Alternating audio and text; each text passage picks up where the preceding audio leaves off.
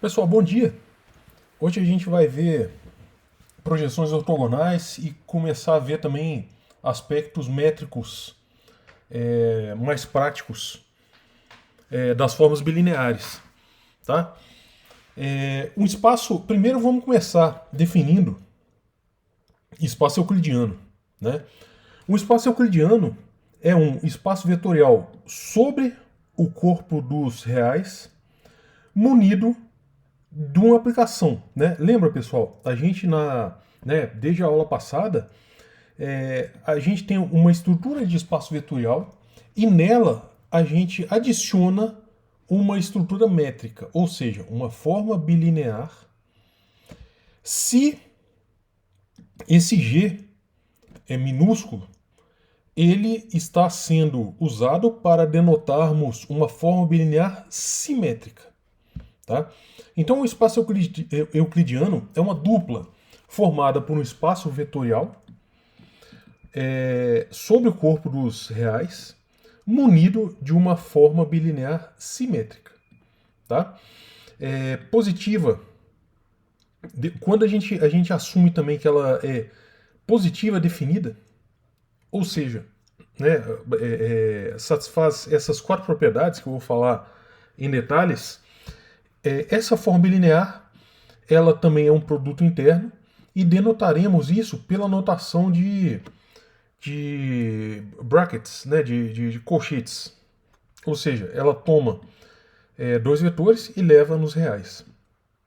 Para a gente lembrar, um produto interno, né, ou um produto escalar, num espaço vetorial real, ele satisfaz propriedade simétrica, né? Se você intercambiar as entradas, o resultado é o mesmo. Ele é linear, né? Claro, como é uma forma bilinear e sobre o espaço vetorial, sobre o espaço, sobre o corpo, né, dos reais, então ela é, ou seja, bilinear, ela é linear na segunda entrada e é linear na primeira entrada, tá? Ou seja, ela é bilinear. E isso é bilinear, é uma forma bilinear, simétrica, porque pela propriedade A, né, e positiva definida, né, ou positiva ou definida. Ou seja, quando eu calculo a forma bilinear aplicada, né, quando eu avalio a forma bilinear sobre um vetor na primeira entrada e o mesmo vetor na segunda entrada, isso é sempre positivo, tá? Para todo vetor não nulo. E ela é nula se o vetor for nulo. Lembra que na aula passada, né, e na antepenúltima aula, a gente viu espaços isotrópicos onde isso daqui era sempre zero. Né? E vetores isotrópicos são onde, quando eu calculo a forma bilinear, né, quando eu digo isso é sempre zero, ou seja, o análogo da forma bilinear, né, naquele caso B aplicado em U e U, era igual a zero para todo U isotrópico. E, portanto, esses axiomas, esses quatro axiomas de produto interno, nos fazem chamar uma métrica, ou seja, uma forma bilinear simétrica positiva definida. Um exemplo usual para produto interno sobre espaços reais é o RN, né? O produto interno canônico em RN. Então a gente escolhe uma base qualquer só para escrever esses vetores U em termos das componentes dele, né? U é igual a x1, x2 até xn, nesta base. Né? Então expressar o vetor dessa maneira, né, em termos de componentes, é a mesma coisa que expandir o U como uma combinação linear de vetores dessa base. Ou seja, essa notação aqui requer uma base, né? Enfim, arbitrária aqui. Nesse caso aqui, claro, é a base canônica, né? Está subentendido que é a base canônica, mas pode ser qualquer base. E outro vetor, V, de componentes y1, y2 até yn, na mesma base. Então, o espaço Rn ele é munido deste produto interno, que é o produto componente a componente. Tá?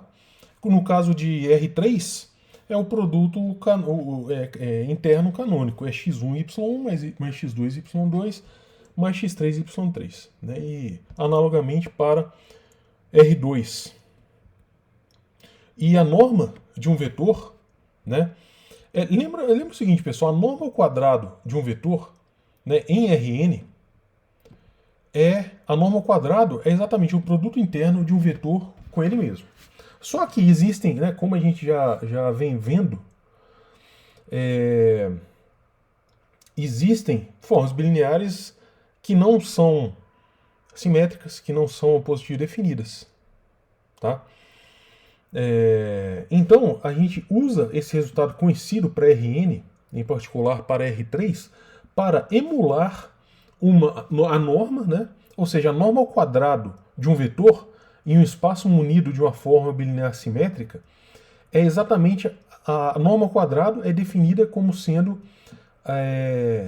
a forma bilinear avaliada no mesmo vetor nas duas entradas. Né? Por conseguinte, a norma, né, assim, se é o quadrado, somente a norma é a raiz quadrada dessa forma bilinear, avaliada no mesmo vetor. E, né, como a gente já definiu o produto interno aqui no espaço Rn, que é o produto componente a componente, então quando eu fizer esse produto, né, avaliado no mesmo vetor, vai dar exatamente o quadrado das componentes. E a norma de um vetor em Rn com essas componentes vai ser a raiz quadrada desse vetor, tá? Das componentes desse vetor. Isso daqui é exatamente o teorema de Pitágoras, claro, para n dimensões. Ou seja, a hipotenusa ao quadrado é a soma do quadrado dos catetos. Só que agora a gente tem n catetos, né? E o ângulo entre dois vetores, u e v, no espaço vetorial, é definido por essa expressão, né? Que a gente já trabalhou com isso em alguma aula passada. O cosseno do ângulo ele é definido como a norma, o produto interno entre u e v, dividido pela norma de u, norma de v. Tá? Essa expressão, né, é menor, o módulo dessa expressão é menor ou igual a 1. Tá? E a gente pode provar da seguinte maneira. A norma, né, como o produto interno satisfaz a propriedade de ser positivo definido, então a norma é sempre maior que zero. Tá? Então a norma de A é um escalar, U e V são vetores. Então AU mais V é um outro vetor do espaço vetorial. Quando eu avalio o produto interno neste vetor, no mesmo vetor, sempre vai dar maior ou igual a zero. Vai dar zero se esse vetor AU mais V for igual a zero. Tá?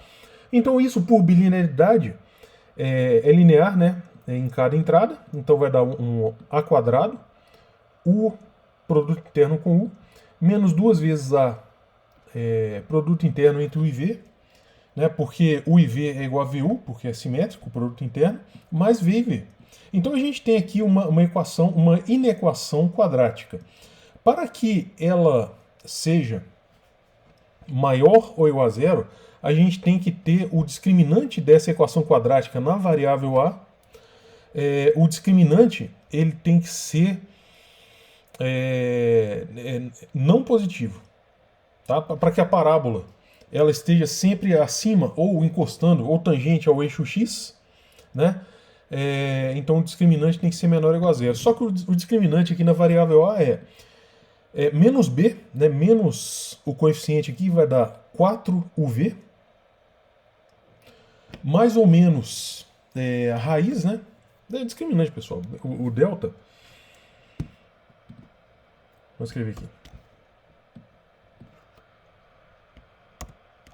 Delta. Bom, não tem delta maiúsculo, né? Enfim, o delta é igual a menos b mais ou menos, plus minus, raiz de... perdão, isso aqui perdão, pessoal, isso aqui é a raiz, né? O discriminante é só B2 menos 4AC, tá? O discriminante. Então, se o discriminante é B2 menos 4AC, então esse coeficiente aqui é 4 norma de UV ao quadrado menos 4 V e V, U e U, né? Produto interno entre U e U, que é exatamente isso daqui. Tem um 4 aqui, mas não afeta a desigualdade, né? Posso dividir por 4 ambos os lados da inequação, que é um número positivo. Então a gente tem justamente que norma de o quadrado, né, do produto interno entre U e V é menor ou igual a U quadrado, norma de U quadrado, norma de V quadrado. E se a gente tomar a raiz quadrada de ambos os lados da equação, porque isso daqui todo mundo é positivo, né, não afeta o sinal da desigualdade, a gente tem a famosa desigualdade de Cauchy-Schwarz, que afirma que a norma Pessoal, é isso, né? Só que como a gente está tirando raiz quadrada, tem que ter uma norma aqui, né? Vamos só colocar a norma, compilar de novo.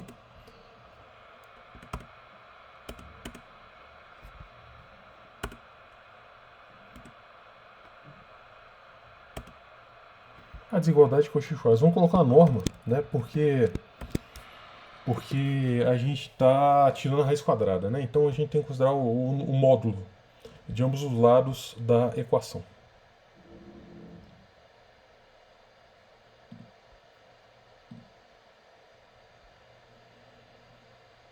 Tá?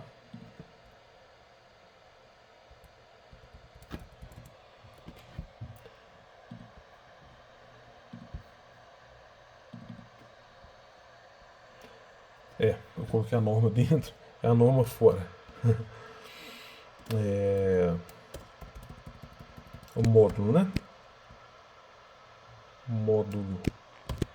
Prontinho.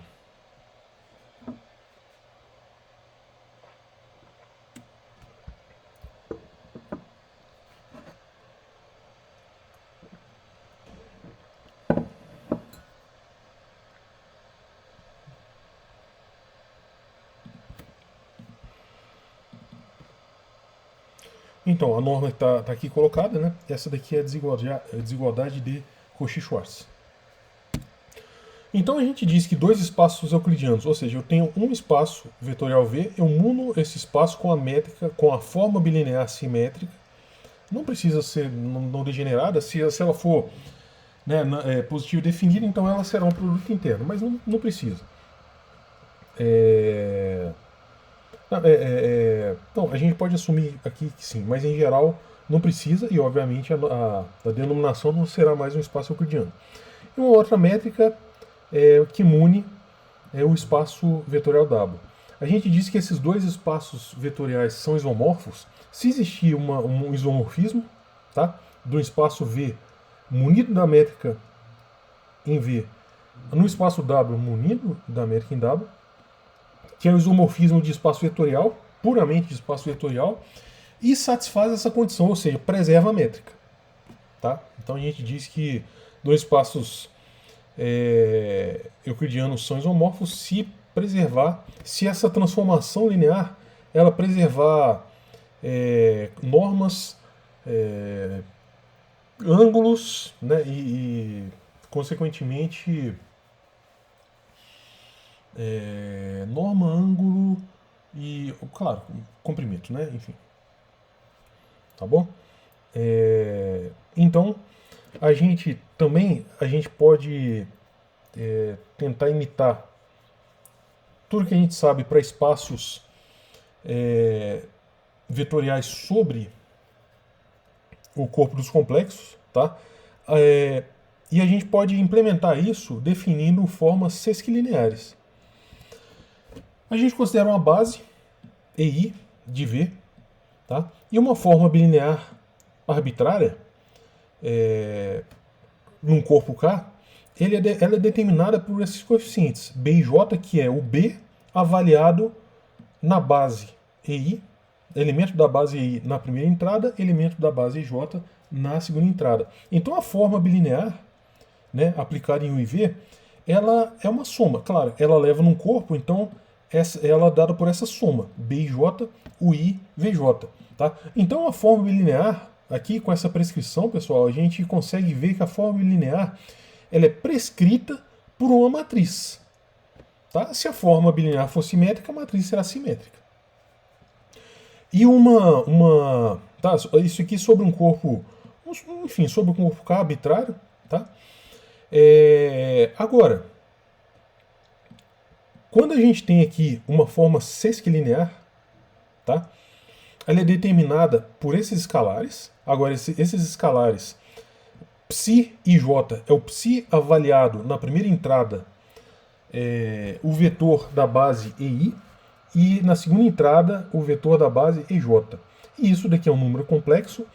É através dessa aplicação psi avaliado em U e V, onde U e V eles são expandidos na base dessa maneira, com essas respectivas componentes, é uma soma em IJ de psi J, complexo conjugado das componentes do UI VJ. Tá? Porque, em geral, como é um espaço vetorial sobre o corpo dos complexos, essas componentes são, em geral, complexas. Né? Porque a forma linear também leva vetores em números complexos. Tá? E quando a gente tem que essa psi, essa aplicação sesquilinear, ela é identidade, então o produto interno complexo em Cn, né, é dado por essa expressão. Pessoal, muita atenção nessa expressão. Olhem só, quando eu estou aqui em espaços, no Cn, né, o espaço vetorial complexo, aqui no caso o Cn, onde essa aplicação é identidade, sesquilinear é a própria identidade, eu tenho que o produto interno entre U e V, ou seja, na primeira entrada, eu tomo o complexo conjugado das componentes do vetor e faço o produto componente a componente com o segundo, com os componentes do segundo vetor. Tá? Então notem que tem esse complexo conjugado. Tá? Dependendo, claro, da definição, eu posso definir o produto interno como sendo o produto ou complexo conjugado da segunda entrada. Tá? Em alguns livros o pessoal faz isso também. Mas é convencional fazer mais para a primeira entrada. Ou seja, uma forma sesquilinear, né, a definição dela bom, não é G, né? É psi. Psi. Então, a forma sesquilinear psi, ela é uma forma bilinear que leva um espaço vetorial no corpo duas cópias do espaço vetorial no corpo dos complexos, é uma forma sesquilinear se ela satisfizer, né, as seguintes propriedades. Ela é antilinear na primeira entrada, ou seja, se eu tiver aqui um lambda, um escalar lambda, que multiplicar um vetor U na primeira entrada, esse lambda sai complexo conjugado. Tá? Claro, então, ela é antilinear, ou seja, ela é linear na soma, só que quando eu multiplico por escalares, sai o complexo conjugado. E linear na segunda entrada, na segunda entrada. Né? Ou seja, quando o lambda multiplicar um vetor aqui e esse vetor estiver na segunda entrada, então esse lambda ele sai puramente, né? Sai sem nenhuma involução. E em alguns textos, pessoal, salvo engano, dê uma conferida lá depois. Mas talvez, acho que no livro do Elon, pode ser que ele use aqui o contrário. É antilinear na segunda entrada e linear na primeira entrada. Tanto faz, mas tem que usar uma definição e ser consistente com essa definição ao longo do texto. Né? E aqui a gente vai utilizar esta definição, que é antilinear na primeira entrada. E a gente vai chamar uma forma sesquilinear de hermitiana se ela for simétrica no seguinte sentido preciso. Tá? Ou seja, quando eu inverter, né, claro que uma forma simétrica é dedicada a essa denominação. Forma bilinear simétrica é dedicada a espaços vetoriais reais. Tá? Então, ela emula, a forma hermitiana, ela emula a simetria para espaços vetoriais complexos. Ou seja, se eu intercambiar as entradas U e V da forma Sesc linear psi, eu ganho aqui um complexo conjugado. Tá? E ela é anti-hermitiana se, quando eu fizer isso, quando eu intercambiar os vetores, eu tiver o complexo conjugado e ganhar um sinal aqui, além disso, né, adicionalmente. E uma forma sesquilinear, ela é positiva, tá? Se esse psi de U e U ele for real, tá? E só uma correção aqui, pessoal, uma forma sesquilinear, o psi ele pega uma cópia de V, né, e leva uma cópia de V, duas cópias de V e leva nos complexos. Então, só para a gente expressar esse domínio corretamente, né? Não é que o comando que eu uso no LaTeX era o mesmo, né? Enfim.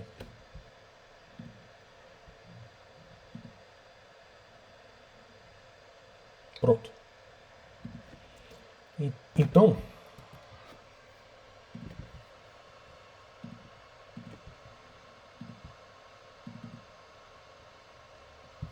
essa forma sesquilinear aqui é positiva se o psi de U for real, né? E se ele for maior que zero para todo U diferente de zero. Teorema de desigualdade de Cauchy-Schwarz existe também para formas sesquilineares. A gente mostrou para formas bilineares, enfim, para o produto interno canônico, mas agora para formas sesquilineares também vale. Ou seja, pessoal, perdão aqui, de novo, não é endomorfismo, né? Eu vou consertar isso aqui no livro também. Tá?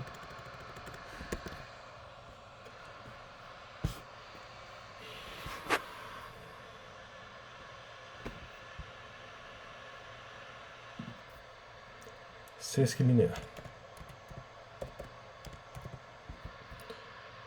Enfim.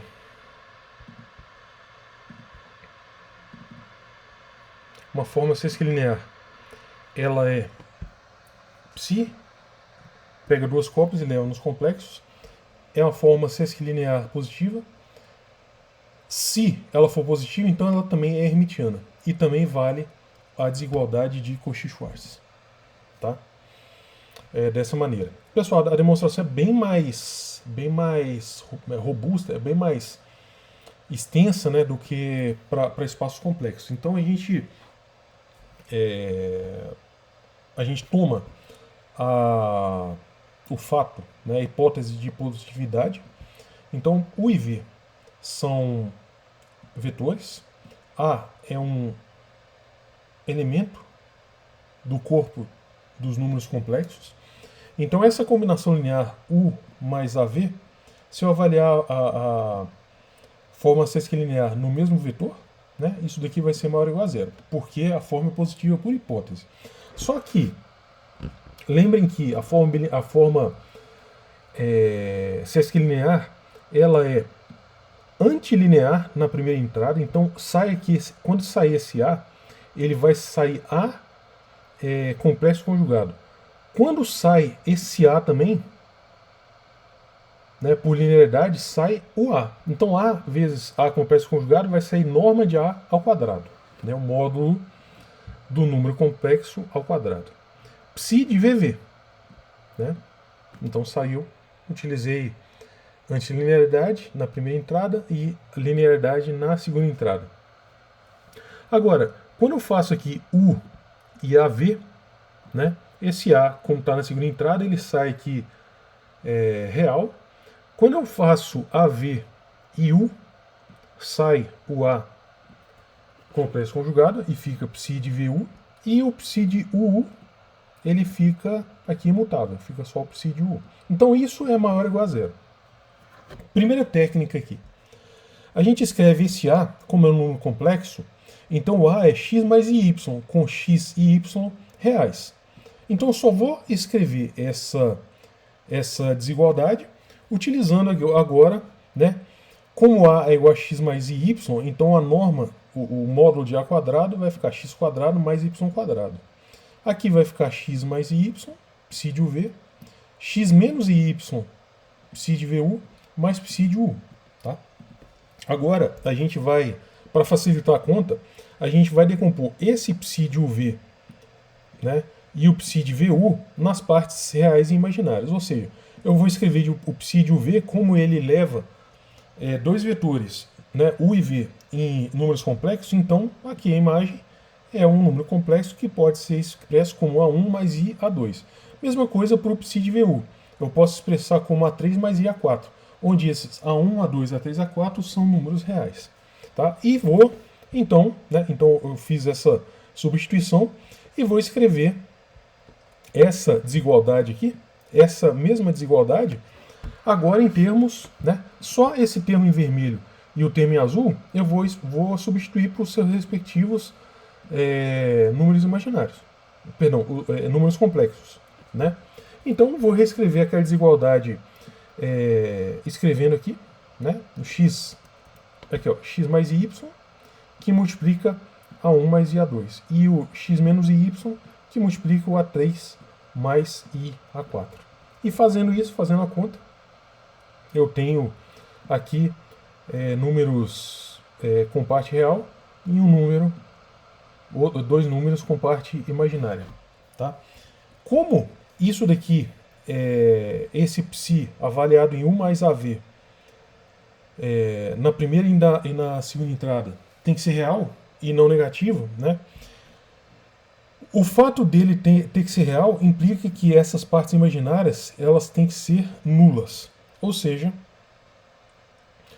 xa2 mais y1, xa2 mais y1, mais xa4 menos y3, tá aqui, ele tem que ser igual a zero. Só que eu posso ainda colocar em evidência o x e o y e ficar a2 mais a4 mais y a1 menos a3 é igual a zero. Tá? Como isso daqui vale para todo x e para todo y, então o A2 tem que ser igual a menos A4 e o A1 tem que ser igual a menos A3. Só que olha só, vamos comparar aqui. Ó, A1 tem que ser igual a... perdão, o A2 ele tem que ser igual a menos A4. Então as partes imaginárias são complexo conjugado, uma da outra. Como A1 é igual a 3, a parte real é a mesma. Só que a parte imaginária é complexo conjugado, então a gente mostrou que psi de UV é igual a psi de VU complexo conjugado. Então a gente acabou de mostrar essa parte do teorema que diz que, se for positiva, ela é hermitiana. Tá? Então a gente acabou de provar essa parte. Agora, a próxima técnica nos permitirá demonstrar a desigualdade de Cauchy-Schwarz. Tá? Então, olha só. Como, fazendo então numa expressão anterior, o A2 é menos A4 e o A1 é igual a 3, que a gente já demonstrou, então aquela forma sesquilinear avaliada no vetor U mais AV, né, em ambas as entradas, toma essa forma aqui.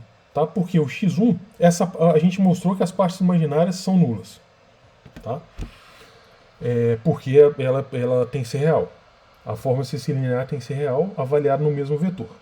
Além disso, olhem só, como A1 é igual a 3, então aqui vai ficar 2xa1.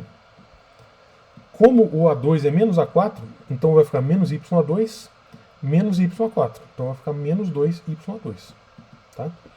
Agora, então a gente tem essa expressão. Vamos considerar dois casos para analisar a desigualdade de Cauchy-Schwarz. O primeiro caso é o seguinte, vamos supor que esse termo psi de VV seja igual a zero. Tá? Então, como esse cara é igual a zero, o psi de U mais V, ele tem que ser igual a 2 xa1 menos y2 mais psi de UU. Como isso daqui tem que ser maior ou igual a zero, né? Porque a forma sesquilinear, a gente já mostrou que ela também é hermitiana, então isso daqui é maior ou igual a zero se somente se o A1, né, e o A2 forem igual a zero, porque tem sinal negativo aqui. Tá? Ou seja, se somente se o psi de UV for igual a zero para todo U. E claro que a desigualdade de Cauchy-Schwarz fica 0 menor ou igual a zero. Tá? Ficou a desigualdade trivial. Então esse caso aqui está provado. Vamos supor, portanto, nesse caso B, que o psi de VV seja diferente de zero. E aqui, pessoal, a gente só vai completar quadrado. Tá? A gente vai escrever essa expressão aqui, completando o quadrado. Tá? Vocês podem abrir essa equação aqui de baixo e mostrar que essa equação é idêntica a essa equação. Tá? O que a gente fez aqui é só um método de completar quadrados. E, portanto, como esse cara daqui é um número positivo vezes a soma de quadrados, então essa expressão do lado esquerdo ela vai ser maior ou igual a zero, se somente se essa parte aqui for maior ou igual a zero. Só que, se somente se eu multiplicar por psi de VV, né, que é maior que zero para V diferente de zero, em ambos os lados da equação, dessa equação aqui, eu obtenho esta equação aqui de baixo. Lembrando que o psi de UV ele foi definido como A1 mais IA2, então esse lado direito da desigualdade é exatamente a norma de psi de UV ao quadrado, né? Ou seja, a norma de psi de UV vezes o psi de VU conjugado. Então vale a desigualdade de Cauchy-Schwarz, que é o que a gente queria mostrar, e acabou. Tá? Acabou a demonstração. Além da desigualdade de Cauchy-Schwarz, tem uma desigualdade chamada desigualdade de Minkowski, que é mais incomum de aplicações, mas nas demonstrações, né, principalmente em análise funcional, é bastante útil. Então, a desigualdade de Minkowski, ela diz que uma forma, se psi for uma forma sesquilinear positiva, então para todos os vetores U e V no espaço vetorial, vale que a raiz quadrada de psi de U menos V é menor ou igual a raiz quadrada de psi de U mais a raiz quadrada de psi de VV. Tá? A gente pode demonstrar isso dessa maneira. Psi de UV avaliado em U menos V, né, eu simplesmente utilizo a linearidade, né, da forma psi em cada entrada. Lembrando que isso daqui é a primeira entrada, ela é antilinear, mas aqui só aparece menos 1. O menos 1, o complexo conjugado é o menos 1. Tá? Então aqui não tem problema. Só que olha só, o psi menos psi de UV menos psi de VU, isso daqui é igual a, né, como um é complexo conjugado um do outro, e eu somo dois complexos conjugados, isso daqui vai dar 2 vezes a parte real do psi de UV. Tá? Agora, quando eu subtraio menos 2 vezes a parte real, isso daqui vai ser necessariamente menor ou igual a soma, né, de 2 vezes a norma, que é uma coisa positiva. Agora, a norma, pela desigualdade de Cauchy-Schwarz, a gente mostrou que a norma, né, no teorema passado, é igual a raiz quadrada de psi de U vezes raiz quadrada de psi de VV. E agora a gente tem então o quadrado da raiz quadrada mais 2 vezes o produto das raízes quadradas mais o quadrado da raiz quadrada de psi de VV. Então a gente demonstrou exatamente isso. Se a gente tirar a raiz quadrada de ambos os lados, a gente tem exatamente a desigualdade de Minkowski. Né? Raiz quadrada é menor ou igual a raiz quadrada de um mais raiz quadrada do outro. E aplicações. No espaço das funções contínuas definidas no intervalo da reta, né, de 0 a 1. Vamos definir f de t igual a t, g de t igual a exponencial de t. O produto interno, defina o produto interno nesse espaço de funções como o produto interno de duas funções, fg, é a integral de 0 a 1 f de t vezes g de t dt. Tá? Então vamos calcular o produto interno entre f e g, dado por essa expressão. Vamos calcular a norma de f, a norma de g e a norma de f mais g. E verificar a desigualdade de Cauchy-Schwarz. Produto interno entre f e g. Integral de 0 a 1 de t exponencial de t. Tá? Pode fazer aqui integração por partes e o resultado dá 1. Tá? Abra essas contas. A norma de f quadrado é o produto interno de f com f. Então vai dar a integral de 0 a 1 de t quadrado dt, é t ao cubo, sobre 3, a integral de 0 a 1, que dá 1/3. Então a norma é a raiz positiva, que é a raiz de 3 sobre 3. A norma de f mais g quadrado é o produto interno entre f mais g e f mais g, tá? Dado esse produto interno. Então é ft mais exponencial de t ao quadrado. Se a gente resolver abrir esse binômio e resolver a integral, vai dar 3e² mais 11 sobre 6. Parem agora o vídeo e façam essa conta, tá? Na mão.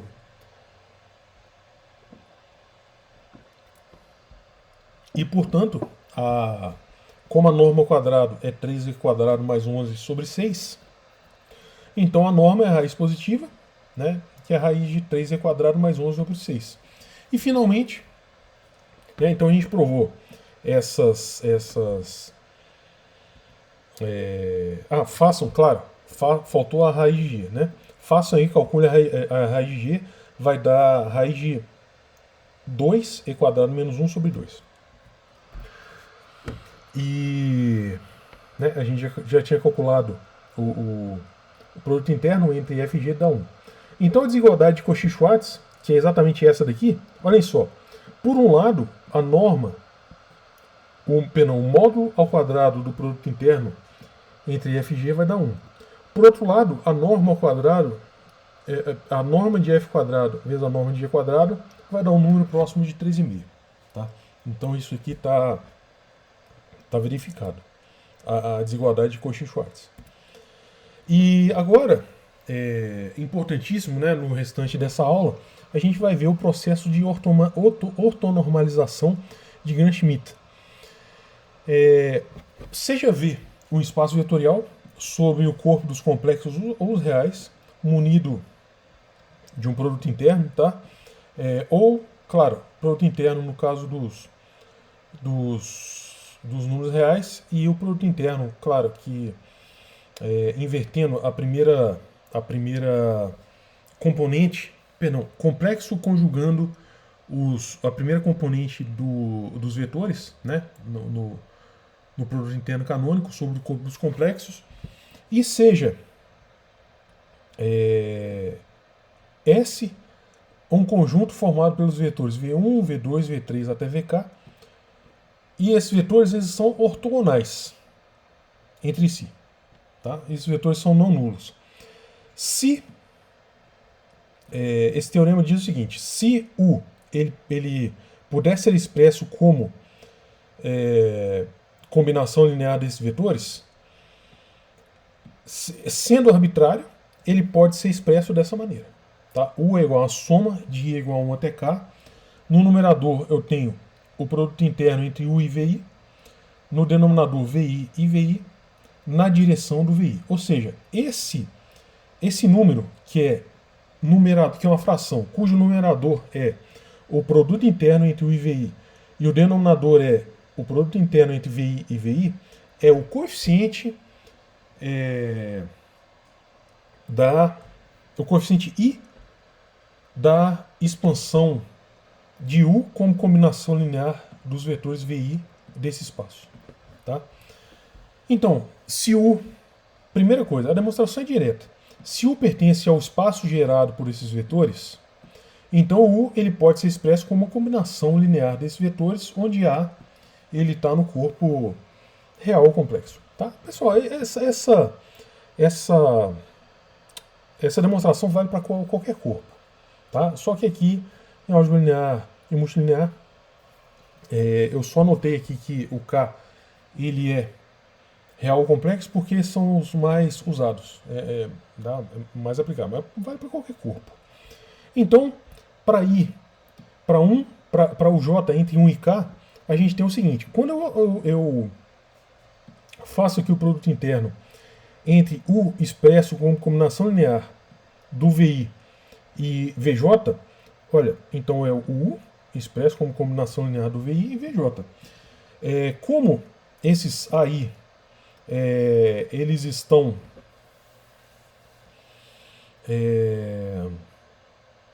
eles são escalares, né? Então essa parte aqui vale somente quando o corpo for real, né? Porque ele é linear na primeira entrada. Se fosse o complexo conjugado, isso daqui seria linear na segunda entrada. Não. Se fosse complexo conjugado, se fosse sobre o corpo dos complexos, quando eu tiro os escalares da primeira entrada, isso daqui ganharia um complexo conjugado, tá? E vai ficar o produto interno entre VI e VJ. Só que olha só, como VI e VJ são ortogonais, quando eu fizer essa soma, só vai sobrar algo que é diferente de zero quando o I for igual a J. Portanto, o resultado aqui é AJ, VJ, VJ. Produto interno entre VJ e VJ. Então, como o VJ é não nulo, então isso daqui é sempre positivo, né? O produto interno de VJ com ele mesmo é sempre positivo. E eu achei, né? Eu derivei agora, ou seja, eu demonstrei que esse coeficiente AJ, né? Como o VJ é sempre diferente de zero, é sempre maior que zero, eu posso dividir ambos os lados da equação por ele, e vai ficar aqui o AJ, né, dessa equação, e vai ficar que o AJ é o produto interno entre U e VJ dividido por VJ e VJ. Portanto, o U é combinação linear dos VI com esse coeficiente. Tá? Esse teorema ele vai ser seminal para a demonstração, né? Nele está toda a informação de processo de ortonormalização de Gram-Schmidt, que é exatamente, né? Então é um teorema-chave para o processo. Agora, olha só, uma observação, é um teorema, mas é só uma observação que é o seguinte.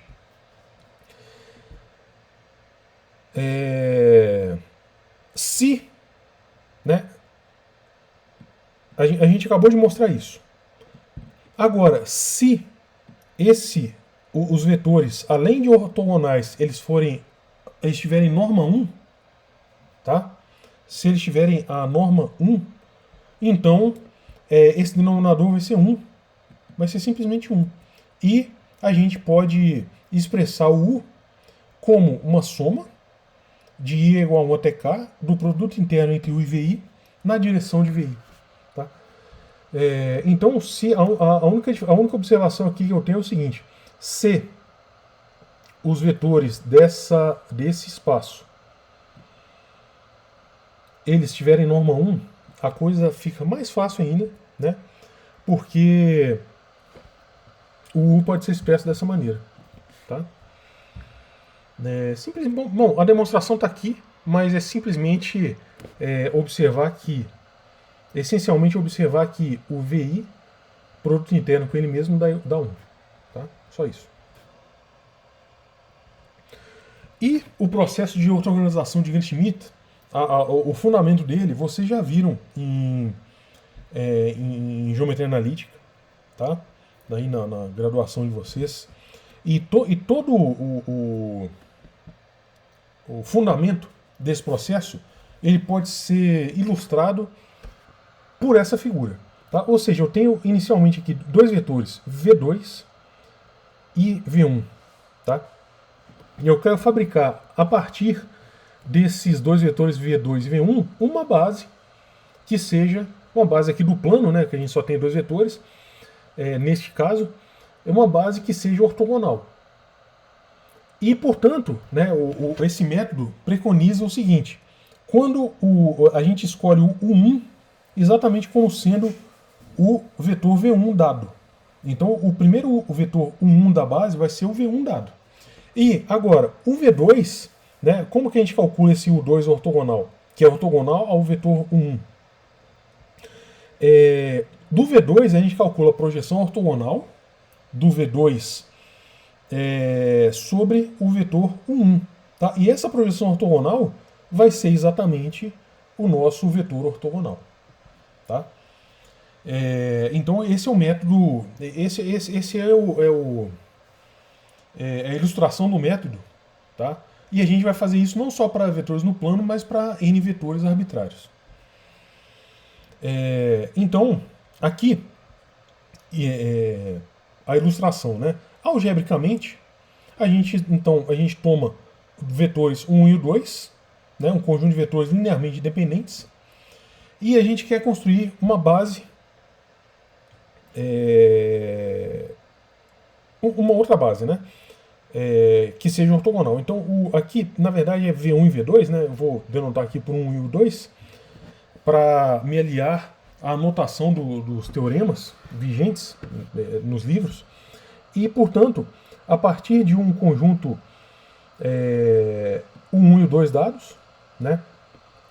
A gente constrói um novo conjunto, V1 e V2, que seja ortogonal. Tá? Ou seja, V1 tem que ser ortogonal a V2. Então a gente escolhe o V1 é igual a 1 dado. Tá? É ao contrário, na figura é ao contrário. Eu chamei o 1 de V1 e o 2 de V2. Mas enfim, intercambiem isso e o método é esse. V1, então, ele vai ser escolhido como o primeiro vetor, 1. Agora o V2, ele é o 2, que é o vetor dado, menos um coeficiente aqui, um escalar, vezes o 1. Tá? E eu tenho agora que calibrar esse escalar de maneira que o V2 ele seja ortogonal ao V1. Tá? Simplesmente assim. Ou seja, o A ele é calibrado de maneira que o V2 seja ortogonal ao espaço gerado pelo 1, que é o próprio espaço gerado pelo V1, porque o V1 é igual a 1. Tá? Então, olha só, a gente vai... Como a gente demanda que o V1 e o V2 sejam ortogonais, então, e como a gente pegou o V1 igual ao vetor 1, então o produto interno entre V2 e 1 tem que ser igual a zero, porque o cosseno do ângulo tem que ser igual a zero, ou seja, o ângulo é igual a 90, um múltiplo de 90 graus. Tá? Então o V2 é o 2 menos A1. E a gente calibra esse A para que o V2 seja ortogonal ao 1. Né? Então, olha só, por bilinearidade, o produto interno entre o 2 menos o 1, A1 e o 1 é igual ao 2, produto interno entre o 2 e o 1, menos A, produto interno entre o 1 e o 1. Tá? Então o A ele é exatamente, né, como o 1, produto interno entre o 1 e o 1, ele é positivo, porque a gente tomou o 1 diferente de zero. Então o A ele é dado por o 2 menos 1, né, como seria aqui igual a zero, então vai ficar o 2 menos 1, produto interno, dividido por o 1, produto interno. Então o V2 é o 2 menos A1, né, que foi tomado. Só que acabamos de calibrar o A, calcular, né, na verdade, calculamos o A para que o V2 seja ortogonal ao V1. Então o V1 é igual a 1 e o V2 ele tem essa forma. Tá? Então, pessoal, esse é um método para duas dimensões. O que a gente vai mostrar agora no próximo teorema é um método para a dimensão finita arbitrária. Tá? Então a gente vai mostrar um método demonstrando que o V1, eu posso tomar o V1 como sendo 1. O V2 é o 2 menos a projeção ortogonal do U2 sobre o V1. O V3 é o 3 menos a projeção ortogonal do U3 sobre o V1, menos a projeção ortogonal do U3 sobre o V2, e assim por diante, tá? Subsequentemente. A gente vai provar isso por indução. E esse conjunto, V1, V2, V3 até Vn, ele é ortogonal. Vocês podem verificar aqui, fazer o produto interno, que os vetores V1, V2, V3, Vn, definidos dessa maneira, são ortogonais. Tá? Para todos os vetores, o 1, o 2, o 3 e até o N. Certo? Então a gente vai mostrar isso. Tá? A gente vai mostrar exatamente esse método. Esse é o algoritmo. Tá? Então a gente vai mostrar este algoritmo. Processo de ortonormalização. Né? Ortogonalização, porque essa parte aqui, normalização, é só calcular depois os vetores que a gente... é só fazer com que os vetores que a gente calculou tem a norma 1, então é só normalizar os vetores. Então seja V um espaço vetorial munido de um produto interno e S o conjunto de vetores, o 1, o 2 até o N. Tá? Esse S é um conjunto que está contido em V e é linearmente independente. Então, se a gente definir os vetores V1, V2 até Vn dessa maneira aqui do algoritmo, tá? É exatamente, pessoal, é a definição através desse algoritmo. Só que é uma notação aqui de somatório. V1 é igual a 1, uma definição por iteração. Tá? Para cada K entre 2 e N, a gente define o VK dessa maneira. Mas escrever V1 é igual a 1 e o VK a partir dessa soma, para cada K entre 2 e N, é exatamente escrever o que está aqui nesse slide anterior. Tá? Vocês, é uma definição mais concisa e sumária. Então esse conjunto é ortogonal, tá? E o espaço gerado por esse conjunto é o mesmo que o espaço gerado pelo conjunto linearmente independente inicial. Tá? Então, a demonstração. A gente vai demonstrar isso por indução. Toma o índice K aqui, no conjunto de 1 até N, e seja SK o conjunto dos vetores 1, 2 até o K. Se N for igual a 1, então o teorema já está provado, porque a gente tomou o V1 é igual a 1, tá? E o T1 aqui é igual a S1. Ou seja, V1 é igual a 1, como ele é diferente de zero, então os espaços gerados são os mesmos.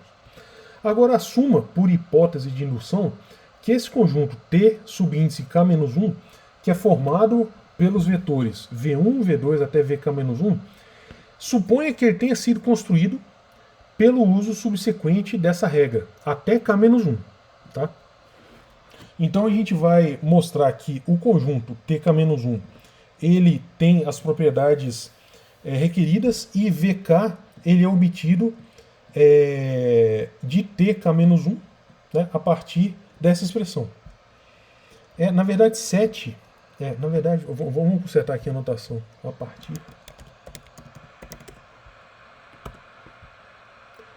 GS. A partir de GS. Tá bom. Só 30 segundos aqui.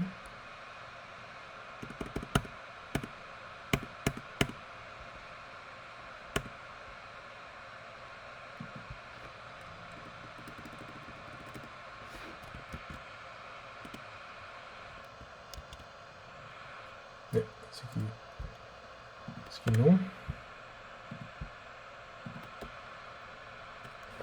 Só um minutinho, pessoal. Isso aqui é importante aí para não ficar nada incongruente. GS. Aqui. Perfeito.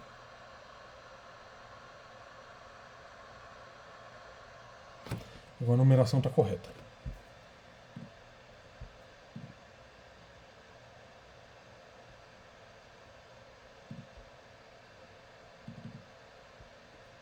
Aqui, ó.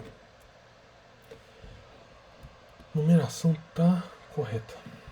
Vamos compilar mais uma vez.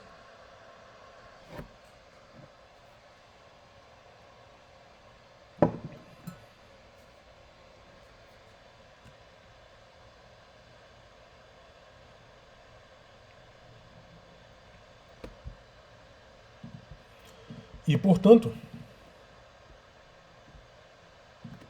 então, por indução, estava 7 aqui, mas agora a numeração está correta. O VK é obtido de TK-1, né, que é esse processo de iteração dos K-1 primeiros vetores, a partir desse uso. Então, olha só, se o VK for igual a zero, então se o VK for igual a zero, então o K ele está no espaço TK-1, tá? Porque essa soma, né, se o lado esquerdo for igual a zero, então o K ele pode ser expresso como essa soma, até K-1. Então isso aqui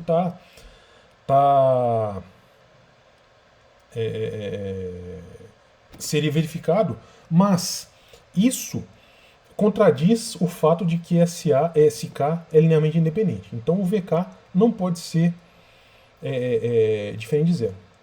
é igual a zero. Né? Então, para J entre 1 e K menos 1, quando a gente faz o produto interno dessa expressão aqui, VK, com VI, como esses vetores são ortogonais, né? Perdão, a gente quer mostrar que esses vetores, por construção, eles são ortogonais, né? Então, a gente assume que os vetores são ortogonais por construção, e quando a gente faz aqui esse produto interno e leva em conta a soma, olhem só, essa soma aqui, ela vai ser 0 até o K, até o produto interno entre o K e VI, né? Porque todos os até K-1, esses vetores são ortogonais. Tá? E essa soma aqui, né, esse VI, a subtração, ele cancela com isso daqui vai dar zero, né, por construção. E, portanto, TK é um conjunto ortogonal de vetores não nulos, e o TK é subconjunto do SK. Tá? Então, o passo indutivo ele foi feito através dessa conta aqui. Tá? E vai dar o produto interno entre o K e VI menos o produto interno entre o K e VI, que é igual a zero. Então a gente construiu vetores, o passo indutivo foi feito por essa conta, então a gente mostrou que o vetor VK construído daquela maneira também vai ser ortogonal aos VI precedentes até K-1, né, com índice I de 1 até K-1, por construção. Então esse conjunto é LI, e como a dimensão do TK é igual à dimensão do SK, que é igual a K, e o conjunto TK ele está contido ou igual ao SK, então a gente mostrou que os conjuntos são iguais. Tá? E o espaço gerado por ambos os vetores ambos conjuntos de vetores são iguais. Exemplo: dado esse conjunto de vetores 1, 2, 0, o segundo vetor 8, 1, menos 6, e o vetor V3 é igual a 0, 0, 1, usa o processo de Ganisch-Schmidt para encontrar uma base ortonormal desse conjunto. Tá? Primeira coisa, pessoal. Primeiro, vocês têm que verificar que esse conjunto aqui é linearmente independente, ou seja, calcule a matriz, né, dispõe esses vetores numa matriz 3x3 e calcule o determinante. Vai dar diferente de zero. Tá? Mas parem e calculem isso. Então vamos chamar o 1 é o vetor 1, 2, 0, o 2 é o vetor de componentes 8, 1, menos 6, e o 3 é o vetor de componentes 0, 0, 1. Vamos tomar o V1, né, a regra do algoritmo. V1 é igual a 1, que é igual a 1, 2, 0. Agora o V2, ele tem essa expressão, é o 2 menos a projeção ortogonal do U2 sobre o V1, que é calculada a partir desse coeficiente. Então é só calcular aqui o produto interno entre o U2 com o V1 dividido pela norma do V1 ao quadrado. Tá? A norma aqui do V1 ao quadrado é 5. E o produto interno aqui vai dar 8 vezes 1, mais 1 vezes 2, que é 10, menos 0, que é 10. Tá? Então calculamos esse coeficiente. Então vai dar o vetor 8, 1, menos 6, menos 2 vezes 1, 2, 0, que vai dar o vetor 6 de componentes 6, menos 3 e menos 6. Então este é o vetor V2. Então V1 é igual a 1, que é 1, 2, 0. O V2 a gente acabou de calcular. E o V3 é o 3 menos a projeção ortogonal do 3 sobre o V1, menos a projeção ortogonal do U3 sobre o V2. Né? Aqui o 3 é 0, 0, 1. O V1 é 1, 2, 0. Norma de V1 a gente calculou já, que é 5, está aqui embaixo. O produto interno entre o vetor 0, 0, 1 e 1, 2, 0 é igual a 0, então esse coeficiente é 0. Tá? Então essa parte aqui não entra como 0. Agora, essa última projeção ortogonal aqui do 3 sobre V2 é o vetor 0, 0, 1, produto interno com 6, menos 3 e menos 6, dividido pela norma desse vetor. Tá? O produto interno, calculando aqui, vai dar só menos 6, né, que é a última componente aqui, porque essas duas primeiras componentes são nulas. E a norma desse vetor ao quadrado aqui é exatamente 36 mais 36, 72 mais 9, 81. Né? Então, fazendo essa conta, vai dar o vetor 1 nono, 4, menos 2 e 5. Então a gente calculou 3 vetores. Tá? A gente calculou 3 vetores. V1, 1, 2, 0, né, que é o próprio 1. O V2 é 6, menos 3, menos 6. E o V3, que é 4, menos 2 e 5. Olha, pessoal, como a gente vai normalizar os vetores, aquele 1 nono que deu aqui, eu vou jogar fora. Porque a gente vai normalizar de qualquer jeito. Tá? Esse vetor V1 ele tem a norma raiz de 5. O vetor V2 tem a norma 9, raiz de 81, né? E o vetor V3 ele tem a norma 3 raiz de 5. Parem e calcule a norma, que é a raiz do quadrado das componentes. Então a única coisa que a gente falta fazer aqui é dividir pela norma. Então o novo vetor V1, que eu vou chamar pelo mesmo nome, né, que é o vetor agora normalizado, é 1, 2, 0 dividido pela norma. 1 sobre a raiz de 5. Perdão. Dividido pela norma, né? Dividido por raiz de 5. Então é 1 sobre a raiz de 5, multiplicando. O V2 é o vetor dividido por 9. Né? Como, tirando aqui, simplificando, vai dar 1/3 do vetor 2 menos 1 e menos 2. E finalmente o vetor V3 é 4 menos 2 e 5 dividido pela norma, que é 3 raiz de 5. Tá? Então calculamos a partir do processo de Gram-Schmidt uma base ortonormal. Certo? Então esse é o processo de ortonormalização de Gram-Schmidt. Não só em vetores, mas também no espaço de funções, a gente pode aplicar o processo de Gram-Schmidt. Né? Toma essa base aqui, né, do espaço de funções contínuas definidas no intervalo de menos 1 a 1, x de t, x0 de t é igual a 1, a segunda função aqui, o segundo vetor, x1 de t é igual a t, o késimo vetor é o xk de t, que é igual a t elevado a k, e assim por diante. Tá? Eu posso definir isso daqui iterativamente em ordem infinita, aliás. Agora, esse produto interno, no intervalo de menos 1 a 1, de duas funções, f e g, é definido pelo integral de menos 1 a 1, ft g de t dt. Então esse espaço aqui, gerado pelas funções 1t até t elevado a k, é equivalente ao conjunto dos polinômios na variável de t de grau menor ou igual a k. Tá? Esse conjunto aqui, o k, é linearmente independente. Para ver isso, pessoal, a gente toma essa combinação linear dessas funções com coeficientes C1, C2 até CK, igual a 0. Agora, se eu derivar, por exemplo, se eu derivar aqui k menos uma vezes, se eu derivar k vezes, eu vou mostrar que o CK é igual a 0. Se eu derivar k menos 1 vezes, eu vou mostrar que o CK menos 1 mais T, né, o K menos 1, CK menos 1, vai ter um coeficiente aí no K menos 1, mas enfim, derivem isso daqui K vezes, vai dar um coeficiente CK menos 1, né, vai dar um múltiplo de CK menos 1, mais um outro múltiplo de CK, T é igual a 0. Só que o CK a gente já mostrou que é 0, então o CK menos 1 também é igual a 0. Então, assim, iterativamente a gente demonstra que todos os coeficientes aqui são nulos, tá? Para qualquer I entre 1 e K, e portanto a gente mostrou que esse conjunto é linearmente independente. Agora, então, pelo processo de ortonormalização de Gram-Schmidt, qualquer conjunto independente eu posso construir a partir dele um conjunto ortonormal. Tá? Então, a partir dessas funções, eu posso gerar os chamados polinômios de Legendre através desse processo. Tá? Esses vetores são essas funções, y0t, y1 de t, y de k de t, e elas são dadas por essa expressão. Isso a gente vai calcular agora. Tá? Ou seja, a gente toma esse conjunto ali, x0 de t igual a 1, x1 de t igual a t, x2 de t igual a t quadrado, e constrói uma base ortonormal. Então o processo de Gram-Schmidt é esse. Tá?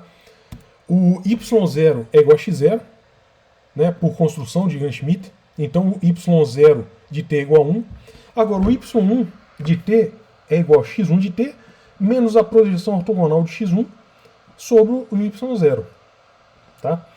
Agora, então a gente tem que calcular aqui dois produtos internos. Primeiro, é o produto interno entre x1, que é 1, e o y0, que é igual a 1. Tá? Perdão, o x1 é igual a t. X1 é igual a t. Aqui, ó, a gente tem que calcular esse produto interno. X1 de t e y0 de t. Então, x1 é igual a t e o y0 é igual a 1. Então, o produto interno é integral de menos 1 a 1 de t vezes 1 dt, que é igual a t quadrado sobre 2, tá? Avaliado de 1 e menos 1 é igual a 0. Então, todo esse coeficiente é 0. Então, vai ficar aqui o y1 de t é igual ao próprio x1 de t, que é igual a t. Tá? Então, já demonstramos o y0 e o y1. Agora, para a gente demonstrar o y2, calcular o y2, a gente tem que pegar aqui o x2. x2 de t é igual a t quadrado. Então, o y2 de t vai ser x2 de t menos a projeção ortogonal do x2 de t no y0 menos a projeção ortogonal do x2 de t sobre o y1. Tá? Então, a gente tem que calcular esse numerador, tá? Que é essa integral de menos 1 a 1, x2 de t igual a t quadrado vezes y0. Vai dar t ao cubo sobre 3. Avaliado de menos 1 a 1, vai dar 2 terços. Essa integral aqui no denominador, ela vai dar 2. Essa integral aqui no numerador, né, é a integral de x2 de t, que é t quadrado. Integral de y1 de t, que é t. Então vai dar a integral de um polinômio par em intervalo simétrico, que vai dar 0. Então nem vou calcular o denominador, porque o numerador já deu 0. Tá? Então finalmente ficou aqui x2 de t, que é t quadrado, menos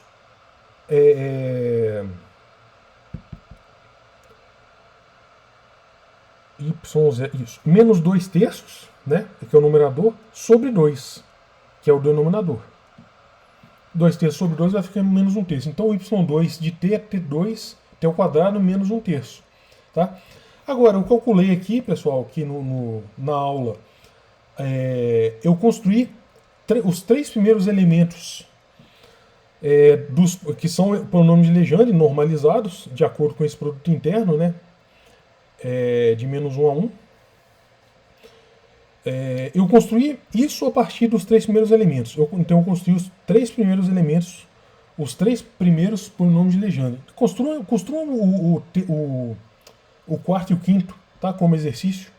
E todos eles, o polinômio de Legendre de qualquer ordem, pode ser calculado de maneira análoga. Utilizem o processo de Gram-Schmidt. E uma observação importante aqui é essa identidade do paralelogramo, que diz que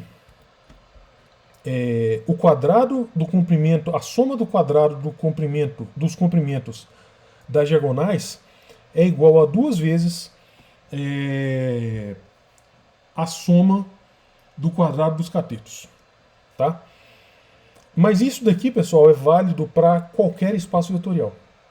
Então, para todos o IV no espaço vetorial, a norma da diagonal, que é 1 mais v quadrado, mais a norma da outra diagonal, a norma ao quadrado da outra diagonal, que é 1 menos v ao quadrado, é igual a 2 vezes um lado ao quadrado, mais 2 vezes um outro lado ao quadrado do paralelogramo.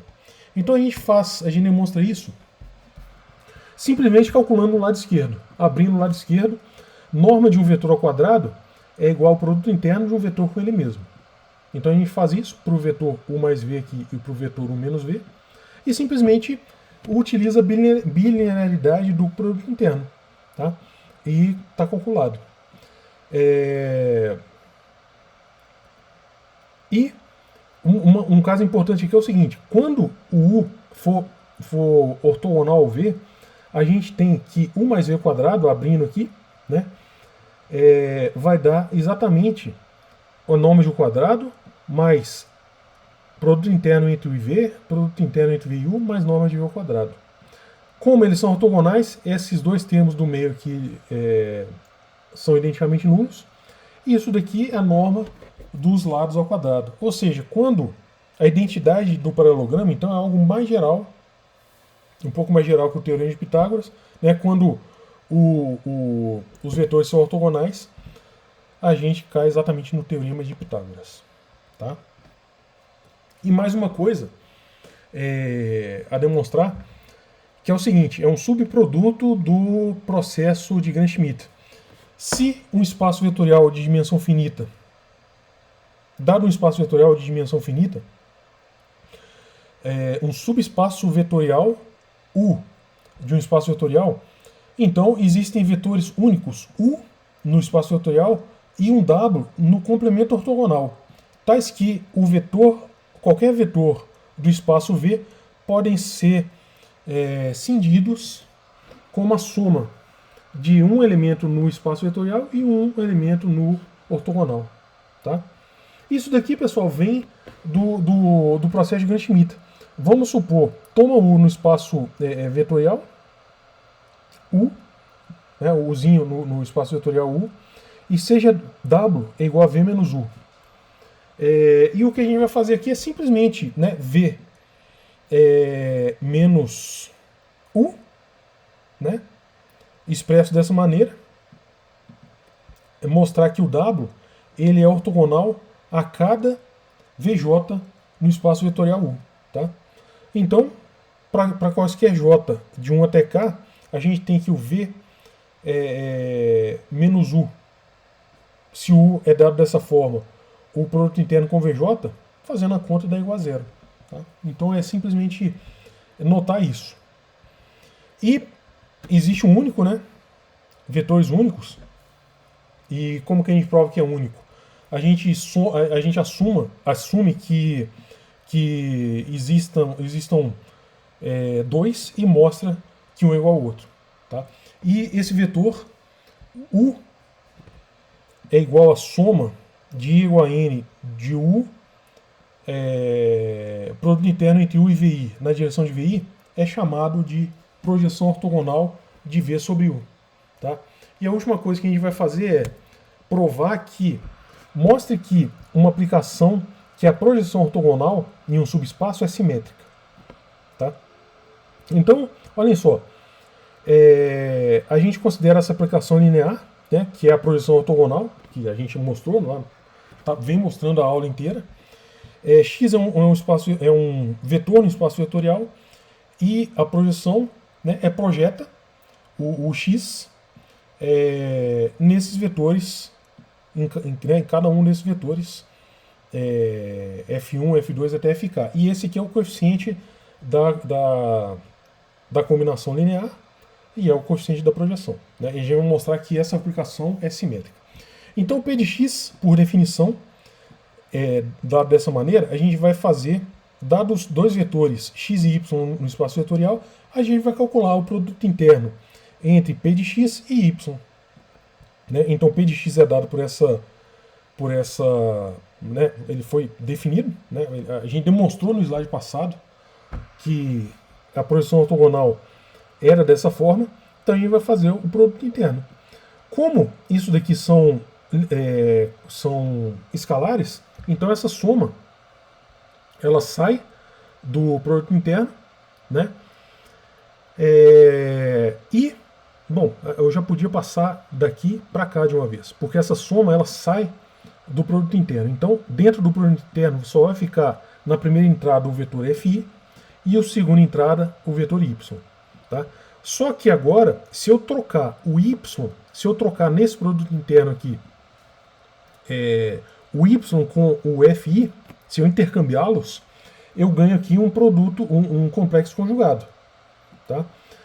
Agora, esse complexo conjugado, quando ele entrar aqui na segunda entrada, ele pode ganhar